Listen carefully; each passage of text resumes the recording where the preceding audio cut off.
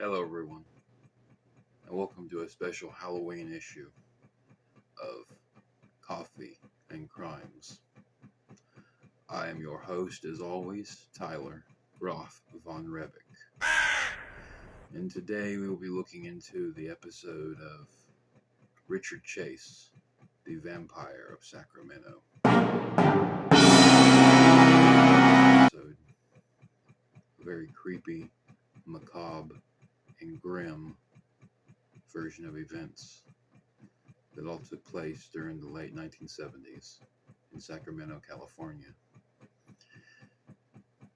Viewer discretion is advised, as there are some very dark and awful facts to be listed here.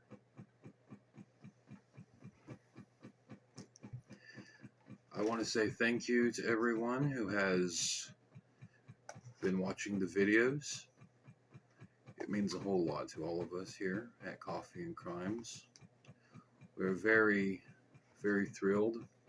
We've almost reached 1,000 views, and that's nothing small. I mean, several of our videos have been watched and rewatched. I've had people come up to me and tell me that I'm doing a fantastic job with the true crime, that they look forward to seeing more in the future. We look forward to bringing more content.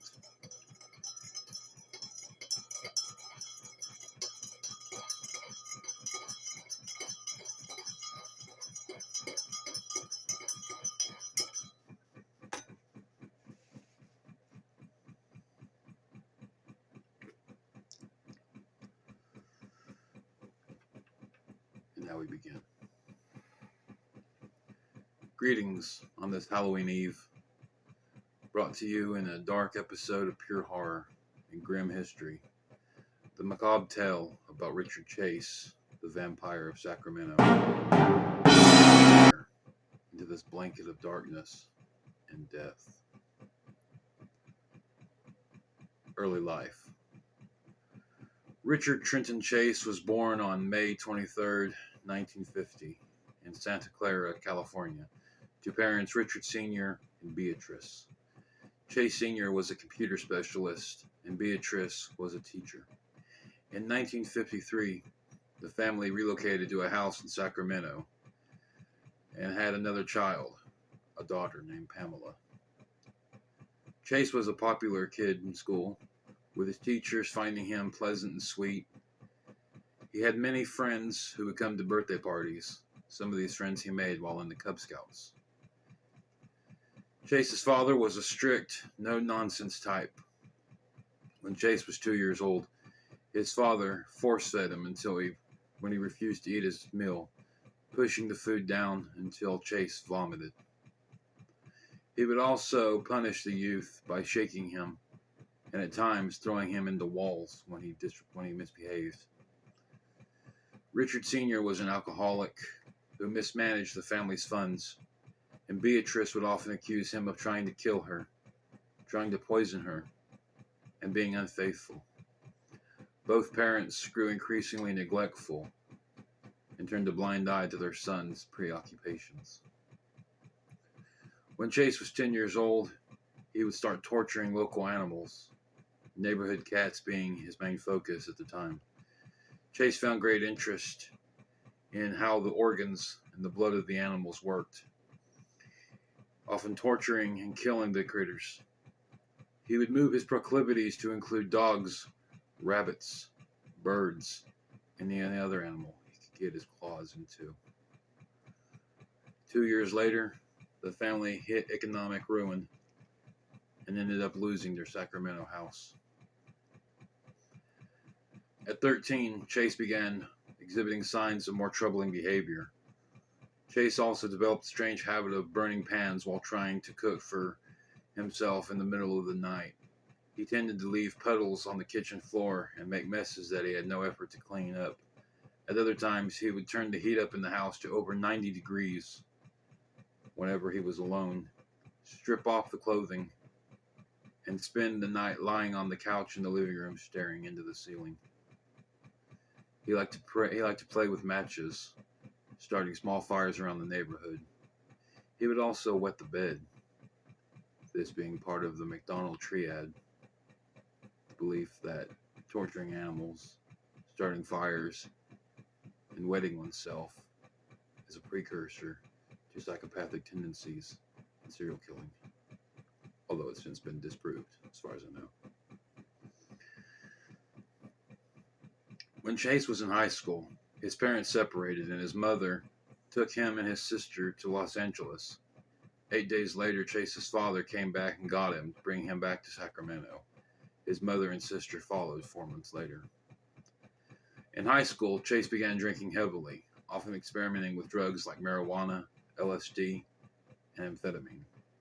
These drugs took their toll on Chase, who began letting his promising school career go down the toilet and to stop taking care of himself or his room. He grew his hair out long, quit shaving, and grew increasingly delusional about himself and paranoid of those around him.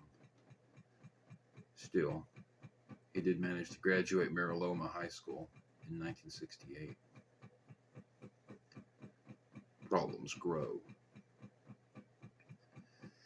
Chase began developing hypochondria as he entered his 20s, with his delusions sparking fear or aggression over medical maladies that didn't exist. These fears were exacerbated with his continued drug use. He would begin to complain to people that his heart had stopped beating and that he was legally dead, although he maintained life and could still breathe. He also attempted to spark an investigation to find the culprit who had stolen his pulmonary artery. Chase believed his body was lacking in vitamin C, and would hold oranges directly to his forehead in an attempt to gain the nutrients via diffusion. Chase shaved his head completely in an attempt to monitor the movements of his cranial bones that he complained had begun shifting and moving around like jumbled puzzle pieces. In 1975, Chase developed a delusion that the government was vaporizing his blood, and he injected a vial of rabbit's blood into himself to prevent his heart from shrinking. This resulted in a case of violent illness. This behavior led to him being sent to a mental institution. While there, Chase was diagnosed with paranoid schizophrenia. In the institution, he was dubbed Dracula by the orderlies, who witnessed him capture 2 birds, break their necks, and attempt to drink their blood. Although if this was accurate, they would have dubbed him as Renfield, since in the book and movie, Renfield is the one who kills bugs and small animals in an attempt to gain their blood. Chase was released to his mother's care, but soon left when he fell under the belief that she was attempting to poison him. Chase relocated to a shared apartment. However, he refused to clean his room, was constantly stoned on drugs, and had a bad habit of walking around the apartment completely nude, even when his roommates had company over. After repeated attempts to evict him, his roommates evicted themselves and left Chase alone with his apartment. Chase used his new solitude to once again indulge in his delusions. He began bringing home the corpses of dead animals, including rabbits, dogs, cats, rats, and others, where he would pour their blood and organs into a blender, mix with Coca-Cola, and then drink the blended concoctions.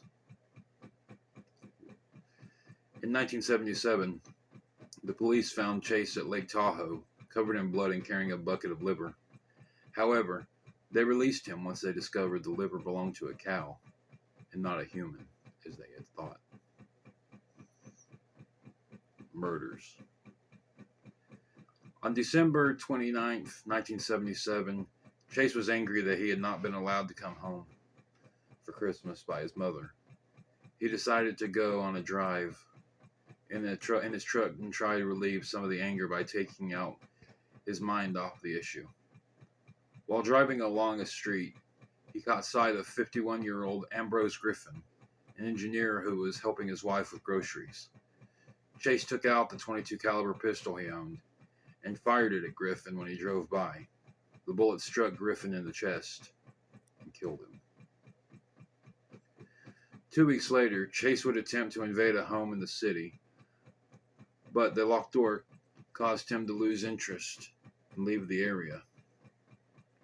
In Chase's mind, a locked door was a sign that he was not welcome, while an unlocked door gave him basic permission to enter as he pleased. Chase was driven away in one instance by a couple who, upon entering the residence, found Chase rummaging through their belongings and having urinated and shat on their child's bed and clothes. On January 23, 1977, Chase entered the unlocked door of a house belonging to Teresa Wallen, who was 3 months pregnant at the time, and upon being discovered by her, promptly shot her with the .22 pistol he had used to kill Griffin. Chase would then violently sexually assault her body, while stabbing repeatedly with a butcher knife. Once he finished, Chase removed her organs, drank the blood that seeped from her wounds, and proceeded to shove dog feces down her throat, escaping into the night. On January 27th, 4 days later, Chase entered the residence of Evelyn Miroth. Chase proceeded to shoot her friend Dan Meredith, who was 22. After this, he went into Evelyn's bedroom and murdered Evelyn, who was 38, her son Jason, who was 6, and her nephew David Ferreira, who was 22 months.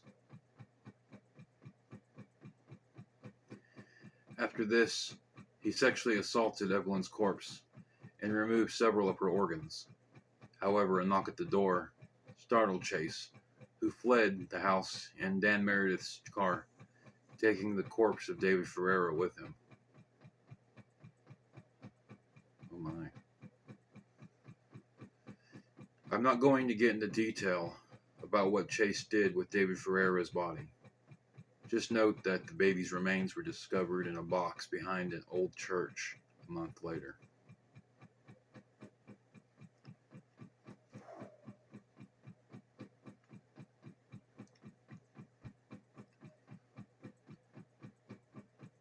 Arrest and trial. The knock on the door had been by a neighbor who had heard gunshots. After seeing Chase flee the scene, the neighbor immediately called the police, who were quick to investigate the grisly scene of the crime. Crime scene technicians discovered that Chase had left a complete set of handprints and shoe imprints at the scene, the same he did at Wallen's house, and were quick to tie it back to Chase. Chase was arrested at his apartment the next day. The police investigated the area and discovered a blood-stained blender with bits of flesh and organ tissue within. In the sink, they discovered utensils and dishes covered in blood, with a yogurt cup having been used to carry Wallen's organs from the attack. Within the refrigerator, police discovered liver, spleen, hearts, pieces of stomach, brains, and various containers containing blood. Blood seemed to be the theme of the decoration, as they would discover the walls, ceilings, floors, and countertops caked with drying or dried blood. Chase was put on trial on January 2nd, 1979, charged with 6 counts of murder. Chase's attorney attempted to plead guilty to second-degree murder using reasons of insanity or mental defect. However, the jury, after deliberating for 5 hours, threw out the insanity plea and found Chase guilty of 6 counts of first-degree murder. The judge sentenced Chase to die in the gas chamber. Chase was sent to San Quentin Prison in California. While in prison, Chase was feared and substantially loathed by the fellow inmates and prison guards in the prison. He was given a wide berth, but those who did talk to him would encourage him to kill himself, or they would feed into his delusions and paranoia. Chase gave an interview and told the psychiatrist that the first killing had happened after his mother would not allow him to visit. He was just shooting his gun out the window of his car, that he had fired shots at other houses indicated, but was not altogether an accident. Chase told the FBI profilers that he had killed to preserve his own life and was developing an appeal based on that. He mentioned soap dish poisoning. One agent asked him what that was, and he explained that everyone has a soap dish. If you lip the soap and find the underneath is dry, you're all right. If you lift the soap and discover it's gooey, you have the poisoning, which turns your blood to powder. The powder then depletes your energy and eats away at your body. Chase also said he was Jewish, which he was not, and that he had been persecuted by Nazis because he had a Star of David on his forehead, which he did not. He explained that the Nazis were connected to the UFOs, which had telepathically commanded him to kill to replenish his blood. These UFOs followed him around, and the FBI should be able to pinpoint them by putting a radar on him. He then shoved a cup at the agent, filled with part of a macaroni and cheese dinner. He wanted it analyzed for poison. Chase was trying to prove that the prison cooks were attempting to poison him to avoid revealing the secret of the Nazis.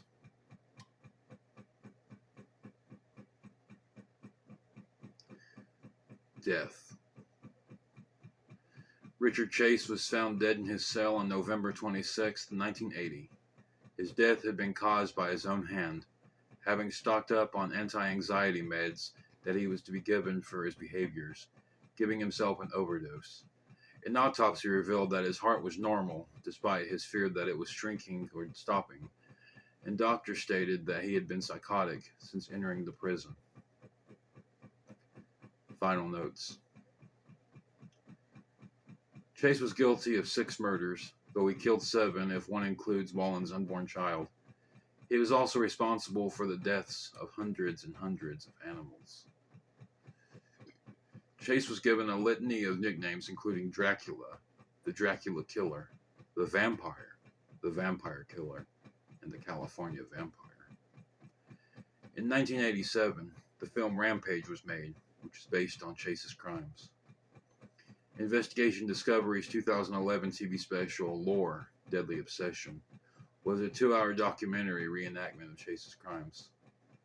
The 2009 Church of Misery song, Bloodsucking Freak, Trenton Chase, is about Richard Chase. The 2016 Zuzu song, I'm assuming that's what it's called, it's Xiu, I'm assuming that's Zuzu. House Sparrow is about Richard Chase. It appears on the Dear God, I Hate Myself album. Criminal Minds Season 3, Episode 11, Blood Hungry, contains a reference to Chase's blood obsession.